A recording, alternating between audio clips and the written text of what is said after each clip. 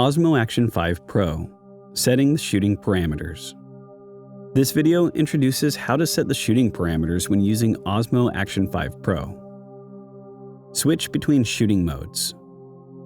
In the live view, swipe left or right in the center of the screen to select the shooting mode. You can choose from modes such as photo, video, super night, subject tracking, and more. Parameter settings. Swipe up from the bottom of the screen to set the parameters for each shooting mode. Various parameters can be set in different shooting modes.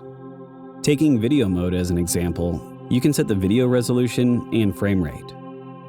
Tap the upper left corner to enable prereq or loop recording and set the time duration. Tap the upper right corner to set the EIS mode and the camera FOV. Setting the image parameters. In the live view, tap the parameters icon to set the image and audio parameters. Tap Pro to adjust the Pro parameters. It is recommended to set the exposure to auto when shooting in fast-moving scenes. You can tap Color and select HLG 10-bit or D-Log-M 10-bit for professional color grading in post-production. With D-Log-M selected, you can turn on color recovery to preview the color effects in the live view.